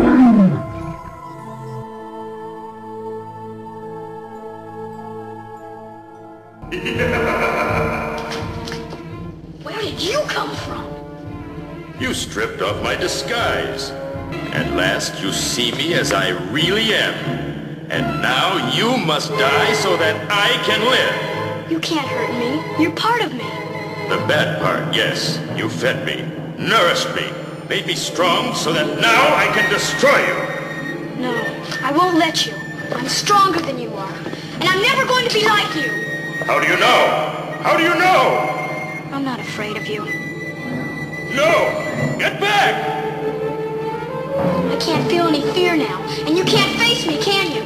Let me alone! Don't come any closer! I'm growing weaker. Weaker! No! No!